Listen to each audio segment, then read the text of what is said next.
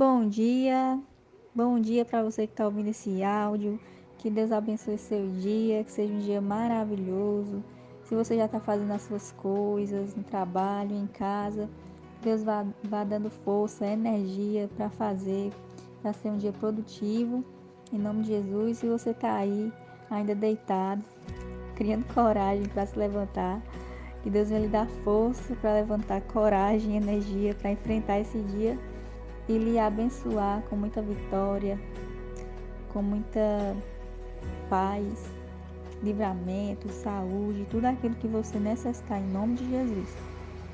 A gente vai dar prosseguimento à nossa leitura.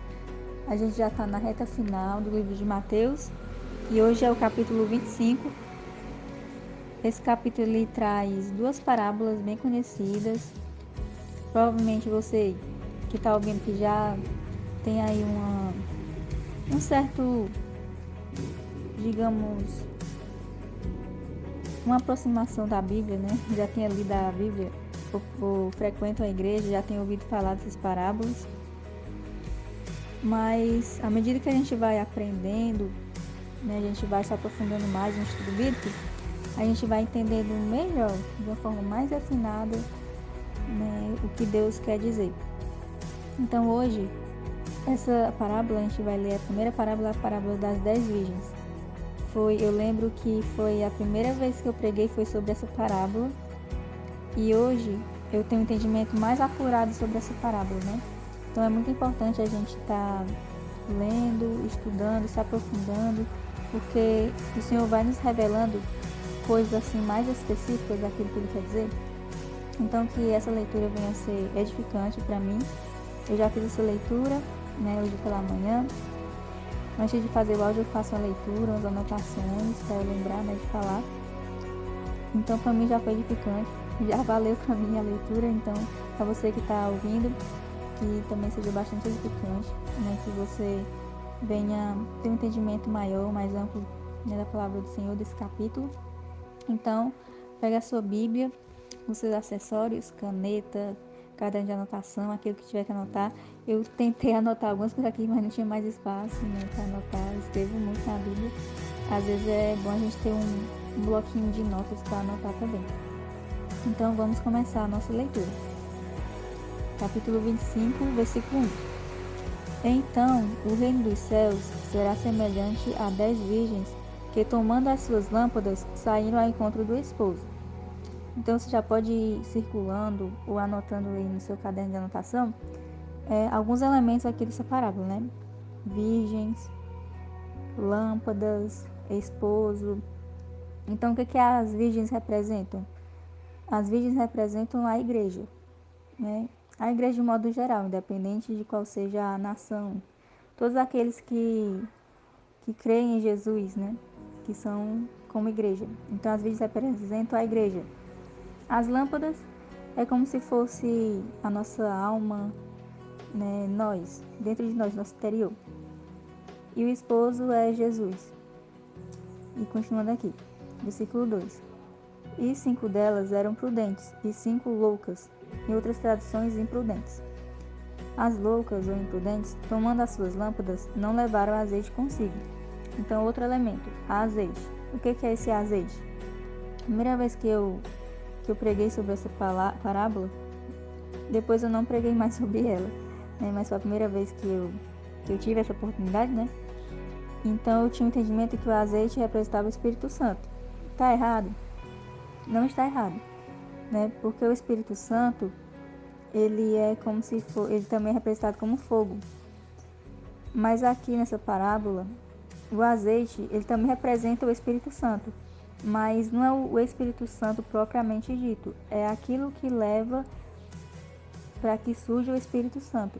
Então o azeite aqui nesses dias que a gente vive, né, atualmente, a gente vê o azeite como um condimento, né, um ingrediente para receitas, né.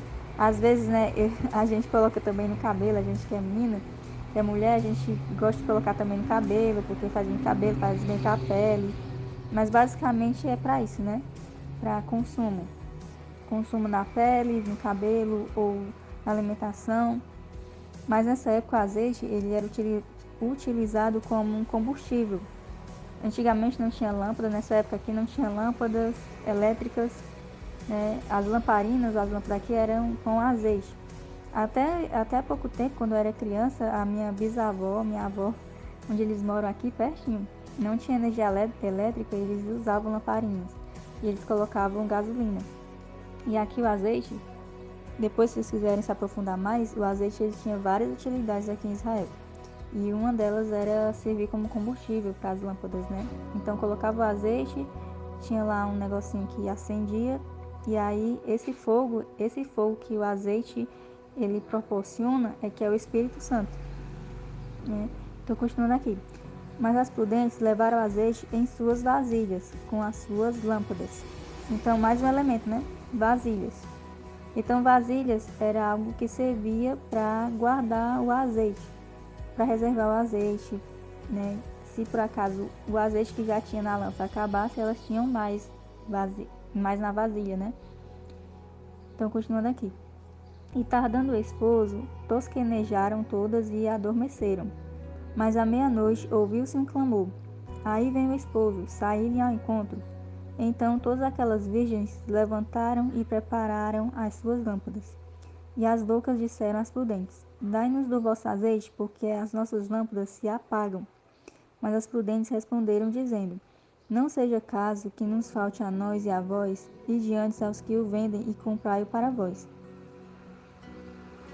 E, tendo elas ido comprá-lo, chegou o esposo, e as que estavam preparadas entraram com ele para as bodas, e fechou-se a porta.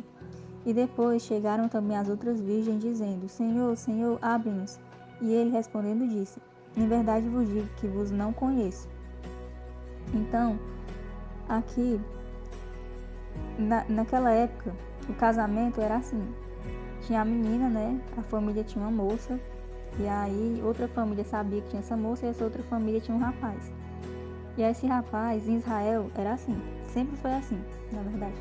Eles nunca casavam uma mulher, uma moça com um rapaz que não se gostavam, né? Eles se conheciam e aí tinha aquela química, né? E aí eles se casavam depois. Nessas outras nações, como essa que é do pessoal muçulmano, né? Eles já casam as mulheres com quem elas não querem, né? Então é mais uma questão econômica, né? A mulher é mais um objeto de econômico do que realmente tratado como uma pessoa, né? Mas em Israel não era assim, nunca foi assim. Se fizeram alguma vez assim, não foi da vontade do Senhor, né? Porque o Senhor ele o Senhor nunca quer que a gente faça nada de forma obrigatória. E isso tem até uma explicação científica, né, para o nosso organismo. Quando a gente faz algo obrigatório, aquilo que deveria ser por livre e espontânea vontade, aquilo se torna algo negativo para a nossa mente, né? E quando a gente faz por livre e espontânea vontade, libera hormônios que, enfim, eu não estou lembrada agora qual é o nome, né, mas que faz muito bem para o nosso organismo, né? Até isso porque o nosso corpo ele foi criado por Deus, né? Então todo o nosso sistema vai de acordo com a palavra de Deus também, né? Então nada que o Senhor quer é de forma obrigatória, nem mesmo a salvação, que é de graça, ele nos dá por obrigação. Não, a gente tem que escolher, né? Então, voltando aqui pro casamento. Então o casamento era assim, né?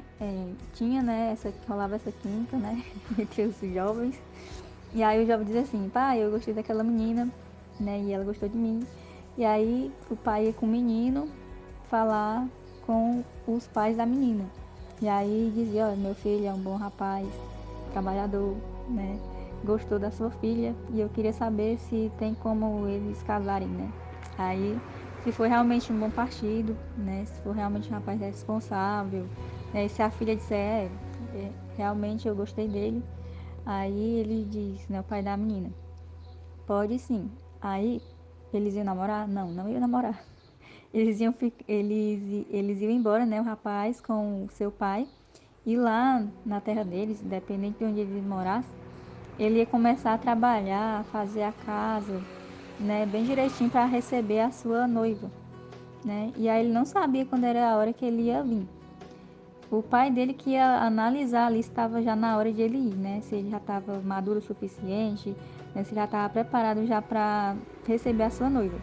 O pai da noiva estava lá preparando ela, a mãe da menina, as amigas, né, que são as virgens, né, também ficavam ali ajudando a menina também a se preparar, a ser uma boa noiva, a se guardar para o seu marido. Então o pai, ele tinha os pais, a família, né, da menina, tinha que ter esse cuidado de não deixarem, de não, da menina não perder a sua honra, né, de não, de não vir uma pessoa e fazer coisa com a menina, né. Então tinha esse cuidado aí com a moça, para guardar a moça para o noivo, e o noivo também estava se preparando, né. E aí quando o pai do noivo via que estava bom, já estava, né, legal dele casar, estava pronto para receber a sua noiva, aí o rapaz, ele ia, né, buscar a sua noiva. E ele não avisava, né, muitas vezes ele não avisava. E ele ia junto com os varões, né, os amigos dele, e a moça, ela já tinha que estar preparada. E aí ela tinha também uma espécie de grupo de amigas que ficavam vendo, né, se já estava perto dele vir esse noivo. Aí quando elas avistavam o noivo vindo, elas diziam para a menina, né, e a menina ia se preparar, já estava com as suas malas já prontas, e ia se preparar já para o casamento. Era mais ou menos assim que acontecia. E aí, por isso que essa parábola era assim, né, de acordo com o que acontecia na época. E aí, voltando aqui para a parábola, né, para o sentido dessa parábola, a gente vê que as prudentes, elas carregavam a vasilha, que essa vasilha era uma reserva, né, para o azeite, para que pudesse estar sempre mantendo acesa, né, as lâmpadas. Então, essas prudentes, essa vasilha, na verdade, ela representa a busca, uma busca diária, uma busca constante, uma busca tá sempre mantendo, né, o azeite. Então esse azeite a gente vai ver depois, no final desse capítulo, o que representa esse azeite. Mas esse azeite representa basicamente a nossa busca, uma busca constante, né, o nosso tempo dedicado ao Senhor, né, o nosso devocional ao Senhor, né, nossa devoção ao Senhor. Então, toda vez que a gente faz isso, a gente vai sempre fazendo a manutenção, vai sempre colocando um pouquinho mais de azeite, né, nessas vasilhas, né, dentro de nós. Então vai se surgindo uma reserva, e aí quando por acaso surgir alguma coisa que a gente não espera, como o caso aqui do noivo, mas às vezes não é um noivo, às vezes é uma luta, um deserto, uma tempestade, a gente está ali preparado, né? Então azeite, ele significa preparação também, né? A gente se preparar para o que der e vier, né? Se é a volta de Jesus, se é uma tempestade, se é uma luta, porque aí quando surgirem esses acontecimentos que a gente não espera, a gente está mais preparada, ou preparado, né? E aí a gente não sofre, né, as consequências de não ter o azeite, ou de não ter a chama do Espírito Santo, o fortalecimento do Espírito Santo, ou o guia, porque o Espírito Santo, ele vai guiando nossos passos, né? Então, quando a gente tem o azeite, então a gente vai deixando a chama, né, do Espírito Santo arder dentro de nós, e mesmo a gente passando por lutas, por tempestades, por opressões, por afrontas, a gente não se deixa levar por elas, mas a gente deixa sempre ali o Espírito Santo sendo alimentado pelo azeite. Aqui o azeite representa isso. A lenha também representa isso, né? A lenha que os sacerdotes colocavam no templo para sempre manter a chama acesa, né, no templo. Então, continuando aqui. O azeite era um insumo, né? O insumo, o material necessário para manter o fogo aceso. E aí, quando veio o noivo, as que estavam preparadas, né, se levantaram e já estavam prontas para seguir o noivo, para entrar lá nas bodas do casamento, né? E as que não estavam preparadas foram atrás das que estavam preparadas, elas estavam todas juntas, né? Então aqui mostra claramente a igreja. Então na igreja tem pessoas que estão se preparando, tem outras que não estão se preparando. Tem outras que não têm as suas vasilhas cheias, né? Ou nem sequer têm vasilhas, porque acredito que como eu estou junto com as prudentes, como eu estou junto com as pessoas que buscam, então eu não vou me preocupar, né? Porque tipo pessoas que se escoram nas outras, né? Tem pessoas que são assim na igreja, né? Tem pessoas que acham que, porque eu estou indo na igreja, eu estou ouvindo aqui uma pessoa pregando e tudo tá ok, não precisa de mais nada, né? E não é só isso, não adianta nós estarmos só com aquelas pessoas ali na igreja. É necessário, mais importante ainda, a nossa busca no nosso íntimo, quando a gente está em casa, né, no nosso dia a dia. Então, quando elas pedem para as virgens prudentes, né, azeite, essa ação, essa atitude, ela pode ser representada como aquelas pessoas, por exemplo, que estão passando por uma luta, por uma dificuldade, né, e tem sempre o hábito de pedir oração, né? Então, é errado a gente pedir oração? Não, nós devemos pedir oração, né? Nós temos que pedir oração, é algo que nós temos que fazer, orar uns pelos outros, né? Mas tem pessoas que se confiam só na oração do outro, né? Não tem o hábito de orar, não tem o hábito de buscar, né? Então se confia só no outro. Está passando por uma luta, fulano, ora por mim, a pessoa ora. Ficou melhor, mas não tem o hábito de orar, né? Nem orar para si e nem pelos outros, né? Então essas virgens imprudentes, elas vieram atrás das prudentes, querendo um pouquinho do seu azeite, mas não tem como transferir azeite para outras pessoas nesse sentido, né, da parábola, porque é uma busca pessoal, é uma busca diária, né? Não tem como você...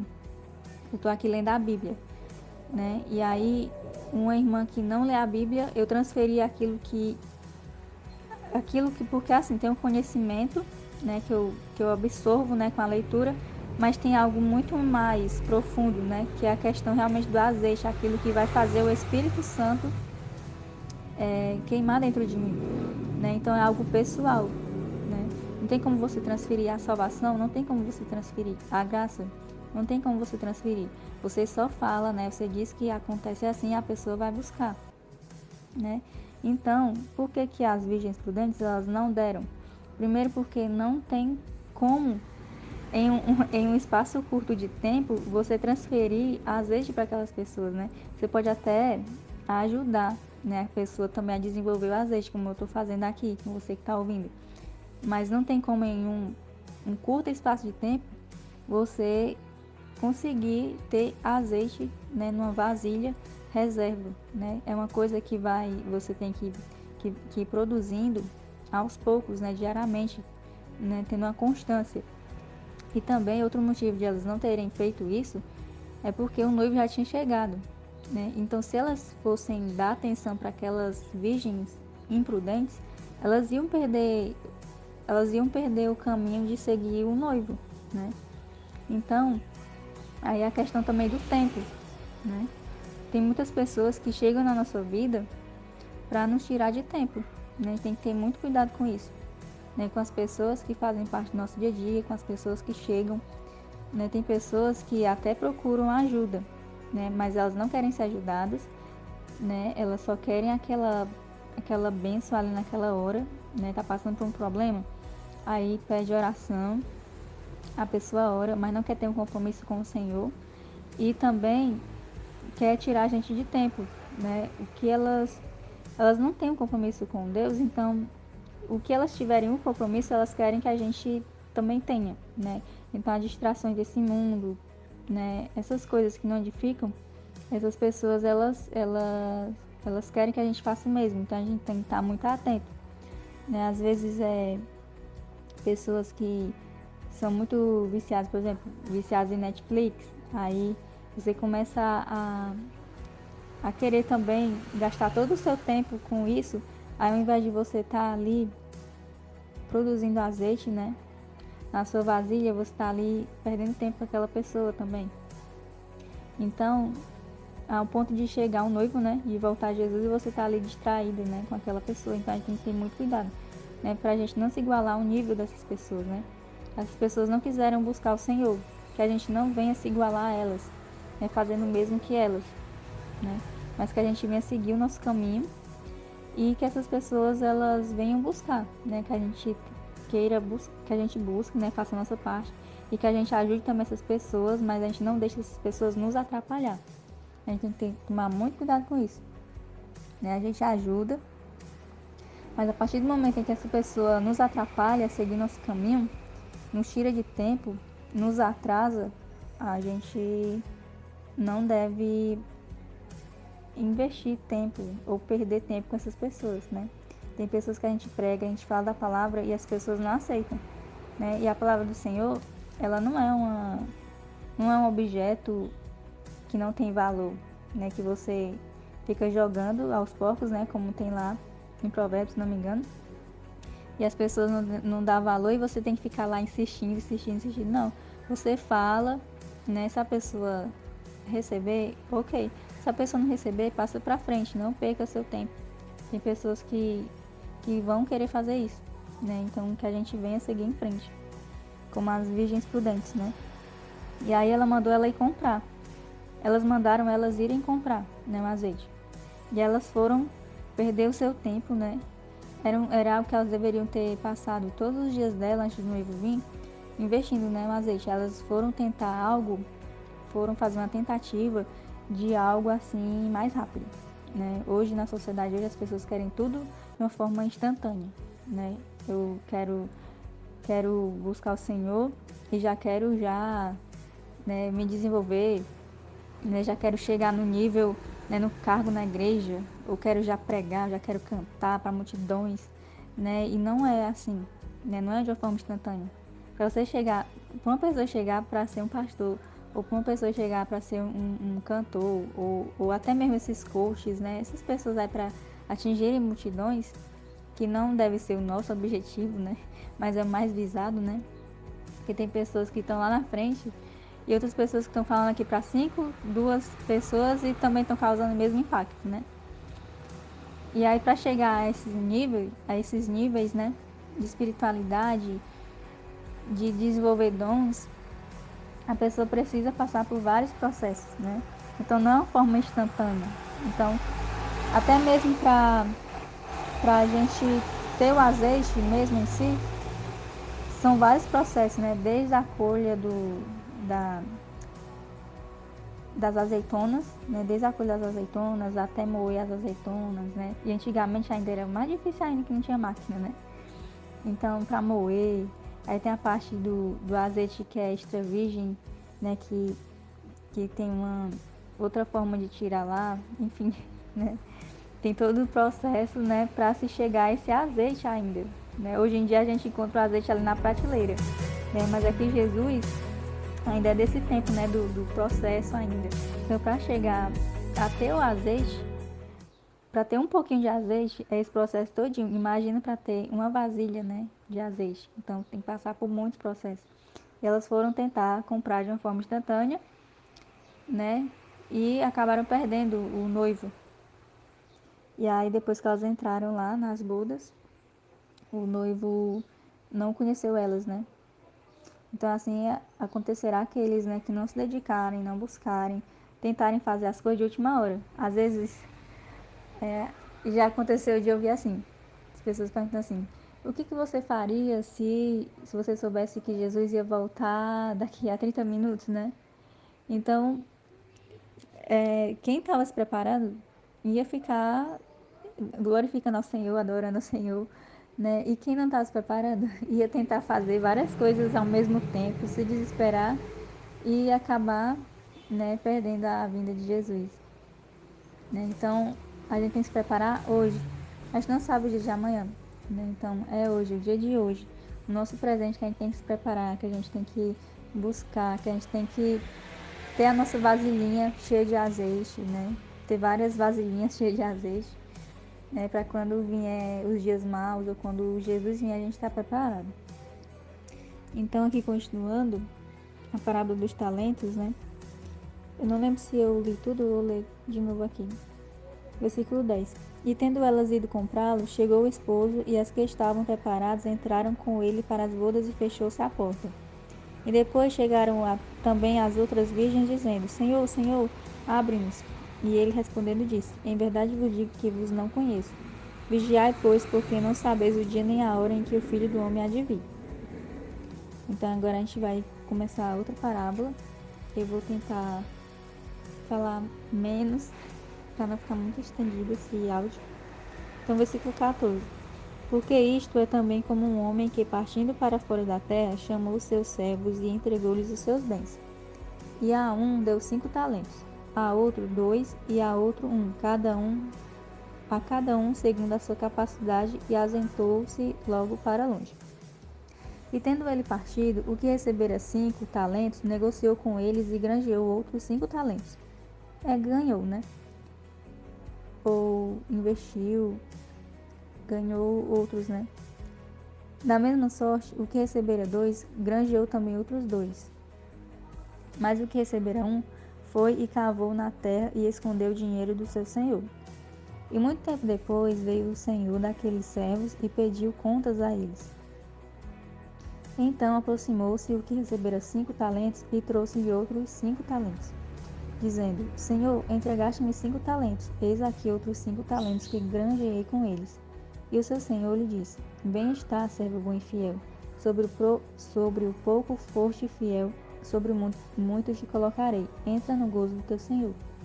E chegando também o que tinha recebido 2 talentos, disse: Senhor, entregaste-me 2 talentos, eis que com eles granjeei outros 2 talentos.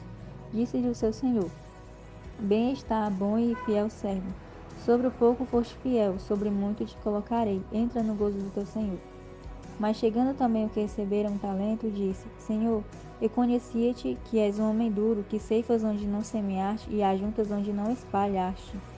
E atemorizado, escondi na terra o teu talento, aqui tens o que é teu. Respondendo, porém, o seu senhor, disse-lhe: Mau e negligente servo, sabias que ceifo onde não semeei e ajunto onde não espalhei?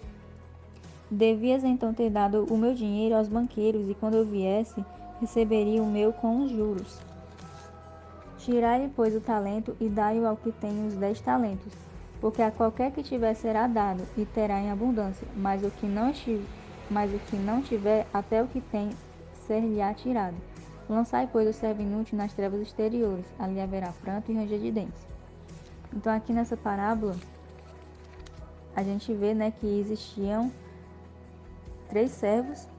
O Senhor tinha dado talentos. Talentos naquela época era uma espécie de moeda, né, de dinheiro. E aí ele deu 5 para um, deu 2 para outro e 1 para outro, né, segundo a sua capacidade. Então todos eles tinham capacidade de terem esses talentos, né? E aí o que recebeu muito conseguiu dobrar esses talentos, e o que recebeu 2 também conseguiu dobrar. Agora o outro, ele guardou, né? E ele disse que fez isso porque tinha medo do servo, né, de perder. Então a gente observa aqui algumas coisas, né, nesse que guardou. Primeiro é que a gente via que ele tinha assim um certo medo, né, do Senhor. Quando a pessoa não tem muita essa intimidade, né, com o seu patrão, por exemplo, ou com o seu líder, né, existe aí uma barreira, né, de comunicação. A pessoa tem assim um medo, tem timidez, né, fica ali meio com vergonha de falar com a pessoa, né. Quem tem mais intimidade, quem fala mais, né, geralmente não tem isso, né. Então a gente pode observar aí, primeiramente, né, que esses outros servos, eles tiveram mais ousadia, eles tiveram mais coragem, eles se sentiram mais seguros em investir de alguma forma esses talentos, esses dinheiros que eles receberam, né, para poder ter mais, né. E aí esse outro, ele ficou um pouco assim, né, com medo. Então a gente via que era uma pessoa que não tinha muita intimidade com o seu senhor, ele se sentia inseguro, ele não conhecia muito bem, né, o seu senhor, ele tinha vergonha dele, né. E a gente via que ele não era assim, porque os outros não tiveram esse medo também. E aí outra coisa também que a gente observa é que ele não tinha amor pelos bens daquele homem, né? Ele não tinha compromisso pelos bens daquele homem. Porque eu digo assim, pelo que eu observo nas empresas também, é a mesma coisa. Quando a gente vê aqueles funcionários que eles que eles gostam, né, da empresa, que eles se dedicam, que eles têm compromisso pela empresa, você vê que eles fazem tudo direitinho. Eles se dedicam para fazer o melhor, para ter bons resultados, né? E aqueles que não tem muita, não gostam do patrão, por exemplo, né, tem algum tipo aí de não é uma palavra boa, não se dá com o patrão, né? Não, e não gosta da empresa, não tem orgulho, né, da empresa. Então ele não tá nem aí, né? Quebrou uma coisa, sujou uma coisa no chão, ele não quer limpar, né? Se quebrou alguma coisa, ele não tá nem aí para consertar, pode ficar lá mesmo gastando energia, né? Pode ficar lá mesmo derramando, ele não tá nem aí, né? Então, eu, por experiência própria, eu observo isso, né, na empresa aqui.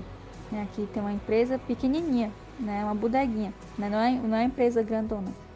Já dá para perceber isso. Tem uns funcionários que eles têm as funções dele, mas, por exemplo, o chão tá sujo, tem funcionário que não se sente bem porque quer ver a empresa bem, né, tem um compromisso, né, em não somente estar ali ganhando dinheiro, né, mas estar ali realmente querendo fazer algo pela empresa, né, realmente servir, né, trazer o seu serviço ali. Então, por exemplo, o chão tá sujo, não é função dele, não é função dele fazer aquilo ali, mas tá sujo, os clientes, né, chegando ali na empresa suja, a pessoa vai e limpa, né, passa uma vassoura. E tem outros que nunca nem pegaram na vassoura, né, fica ali tudo sujo, faz sujar também, né, então é a mesma coisa também. Então a gente observa esse perfil, né, desse servo que ganhou só um. A gente vê também que foi segundo a capacidade, né? Então o Senhor, ele viu ali que esse que recebeu 5, ele tinha uma desenvoltura melhor, né? E aí ele deu 5, confiou mais, né? Deu 5. O outro ele viu, né, que já tinha uma desenvoltura mais ou menos, deu 2. E o outro ele já tinha observado também, né? Mas mesmo assim ele deu uma chance pro outro, né? Deu 1, né? Para ver se com esse 1 ele conseguia ali fazer alguma coisa, nem que seja 1,5, né? Mas fazer alguma coisa, dedicar. E esse servo, a gente observa, né? Esse perfil, ele tinha essa vergonha, né? Tipo, não tinha aquela intimidade ou familiaridade, né? O coragem de falar com o Senhor, com seu Senhor.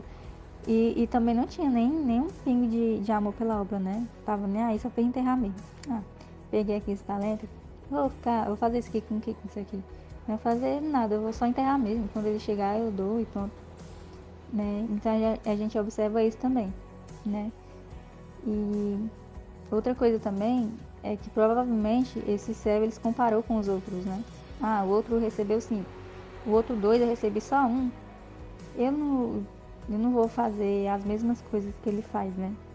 Então outra coisa também que atrapalha, né, nossa caminhada, né, com Deus é a gente se comparar com os outros, né? Mas ele não viu, ele não percebeu que o seu Senhor, ele tinha dado ali uma certa confiança para ele, né? Se fosse outro que realmente quisesse, que tivesse compromisso, né, com os bens daquele Senhor, né? O Senhor, vamos supor que seja um dono de terras, né? Que antigamente era mais isso aí. Aí, se ele realmente quisesse, assim, fazer algo, né? Fazer a diferença, mostrar o seu potencial, né? Aí ele disse assim, eu peguei 1, então eu vou dar aqui o meu melhor, vou mostrar pra ele, né? Que eu sou capaz, realmente, né? E aí, quando ele chegar, ele vai ver que sou capaz e aí vai ficar feliz e eu posso até ser promovido, né? Então, a gente observa que esse servo, além de ele não ter muita assim, familiaridade, né, com o seu Senhor, não tem muito compromisso com os bens do seu Senhor, ele também não tinha compromisso nem com ele mesmo, né? Ele achava que talvez ele não tinha capacidade, ele não queria mostrar, talvez ele nem acreditasse em si mesmo, no seu potencial, né? Porque se comparava com os outros, ele via que os outros se sobressaíam, então, né, a gente vê que ele não quis mostrar serviço, né? E o áudio tá ficando bem longo, mas é mais ou menos isso, né? Essas 3 coisas que eu observei ao ler, né, sobre essa parábola nesse servo. Muitas pessoas são assim também, né? Muitos de nós, na igreja do Senhor, também somos assim. A gente não tem muita intimidade com o Senhor, a gente não conversa com o Senhor, não tem familiaridade com Ele, não tem intimidade com Ele, não tem compromisso com a obra do Senhor, né? Não se dedica com a obra do Senhor, às vezes, porque tem aquelas funções que são mais visadas, né? Pregador, cantor, né? Mas às vezes é um zelador da igreja, um porteiro, né? Mas por não ser essas coisas, né, que são mais vistas, a pessoa não quer fazer a pessoa quer fazer de qualquer jeito, né? E aí a pessoa começa a achar, porque eu não tenho capacidade, porque os outros são assim, assado, né? E não mostra serviço, né? Eu já vi não foi na igreja, né? Mas eu já vi uma palestra de um homem que ele disse que ele era frentista de um posto de gasolina. E aí é assim, uma coisa bem automatizada, né? Só que ele não se contentou só com aquilo, ele começou a atender os clientes, o pessoal que chegava lá de carro, de moto, de uma forma diferenciada, totalmente diferenciada, e as pessoas começaram a se sentirem muito satisfeitos com aquele serviço. E ele chamava muita atenção, porque ele fazia coisa diferente, ele limpava o vidro do carro. Hoje em dia a gente já vê, né? Mas naquela época que eu assistia, a gente não via muito isso. A gente chegar num posto de gasolina e limpar o vidro do carro. Aí ele oferecia cafezinho, oferecia água, né? Fazia essas coisas. Até que um dia chegou um homem que atendeu, e esse homem gostou muito do serviço dele, e aí contratou ele para a empresa dele. E ele começou a crescer nessa empresa. Então, quando a pessoa quer fazer algo bom, quando a pessoa quer se dedicar, quando a pessoa tem compromisso com aquilo que está fazendo, ela se destaca, né? Seja lá qual seja o trabalho, né? Ela se destaca. Então, não precisa você ser um pregador ou um cantor, né? Mas aquilo que Deus lhe entregou, a função que Deus lhe entregou, né? Faça da melhor maneira, né? Faça se dedicando, né? Porque o Senhor, ele vai vendo, mesmo que você não seja reconhecido na igreja, mas o Senhor, ele reconhece, né? A gente viu no capítulo passado, se não me engano, retrasado, que a gente não deve buscar o Senhor para ser reconhecido, né? Pelos homens, mas o Senhor, ele reconhece. Esse reconhecimento é o amor de Deus, né? Ele reconhece nossos esforços, né? Ele reconhece a nossa adoração ali com aquele esforço, e ele nos abençoa, né? Então, ali mesmo no secreto, as pessoas não vendo, mas o Senhor, ele está vendo, né? Ele abençoa mesmo, de verdade. Então, a gente vê, né? Essas três características dessa pessoa. E aí, só para concluir aqui, eu queria falar mais, mas está ficando muito longo. Versículo 31. E quando o Filho do Homem vier em sua glória e todos os santos anjos com ele, então se assentará no trono da sua glória. E todas as nações serão reunidas diante dele e apartará um dos outros, como o pastor aparta dos bodes as ovelhas. Então, são mais algumas coisas aqui que eu achei muito interessante. Aqui diz que ele se assentará no trono da sua glória e todas as nações serão reunidas. Então, uma coisa bem interessante assim para você pesquisar é sobre as festas bíblicas. Eu gosto muito sobre as festas bíblicas. Se eu pudesse escolher, porque o nosso calendário ele é baseado em festas pagãs, né? Mas se eu pudesse escolher, assim, Juliana, você vai determinar agora o que é que os feriados do Brasil seria de acordo com as festas bíblicas, né, do Senhor. Então, em setembro, geralmente em setembro, aí, tem a festa dos tabernáculos, né, todo ano. É uma festa anual. A festa dos tabernáculos. Tem um nomezinho em hebraico, mas não estou lembrada agora. Então, essa festa foi o Senhor que instituiu lá no Velho Testamento, né, o povo de Israel, lá no deserto ainda. E aí, eles tinham que sair. Eles faziam tipo casinhas assim, tipo tendas. Se não me engano era essa aí dos tabernáculos. Que eles saíam, né, pra fazer tendas, né, pra fora, pra mostrar que eles viviam em tendas. E aí, até hoje eles fazem isso, na festa dos tabernáculos, que eles reúnem, porque lá em Israel tem pessoas também de outras nações, né, visitantes também. Mas eles fazem tipo uma festa lá que vai... Nessa festa tem bandeiras de todo o mundo, né? Então, eles se reúnem lá e colocam todas as bandeiras das nações lá nessa festa de tabernáculos, né? E aí, quando Jesus nasceu, muito provavelmente ele nasceu nessa época, né, que diz que ele tabernaculou, né, então foi provavelmente aí entre setembro e outubro, em outubro que Jesus nasceu. Quando Jesus voltar, eu acredito que vai ser mais ou menos também nessa época, na festa dos tabernáculos, porque o Senhor não faz nada pelo acaso, tudo tem uma ligação com outra coisa, né? Então, eu acredito que a volta de Jesus vai ser nesse período de tabernáculos, que vai ser durante essa festa, né, que tem as nações lá. E aí os bodes e as ovelhas, né? Ele tá falando aqui que os bodes e as ovelhas é a questão da personalidade, né? Desses animais. As ovelhas são mais obedientes, né? Respeito ao seu pastor. Os bodes não, são mais rebeldes. Então, as ovelhas vai ficar à direita e os bodes à esquerda. Né? Aqui no versículo 33. E porá as ovelhas à sua direita, mas os bodes à esquerda. Versículo 34. Então dirá o rei aos que estiverem à sua direita: Vinde, benditos de meu Pai, possuí por herança o reino que vos está preparado desde a fundação do mundo. Porque tive fome e deste-me de comer, tive sede e deste-me de beber, era estrangeiro e hospedaste-me. Estava nu e vestiste-me, adoeci e visitaste-me, estive na prisão e foste ver-me. Então, tudo isso aqui que ele disse é um exemplo de como a gente vai fazendo com que vá produzindo azeite ou talentos, né? Produzindo azeite ou granjeando talentos. E aí o versículo 37. Então os justos lhe responderão dizendo: Senhor, quando te vimos com fome e te demos de comer, ou com sede e te demos de beber? E quando te vimos estrangeiro e te hospedamos, ou nu e te vestimos? E quando te vimos enfermo ou na prisão e fomos ver-te? E respondendo o rei lhes dirá: Em verdade vos digo que quando fizeste a um destes meus pequeninos irmãos, a mim o fizestes. Então dirá também aos que estiverem à sua esquerda: Apartai-vos de mim, malditos, para o fogo eterno, preparado para o diabo e seus anjos. Porque tive fome e não me deste de comer, tive sede e não me deste de beber. Sendo estrangeiro, não me recolhestes. Estando nu, não me vestistes. Enfermo e na prisão, não me visitastes. Então eles também lhe responderão, dizendo: Senhor, quando te vimos com fome ou com sede, ou estrangeiro, ou nu, ou enfermo, ou na prisão e não te servimos? Então lhes responderá, dizendo: Em verdade vos digo que quando a um destes pequeninos o não fizestes a mim.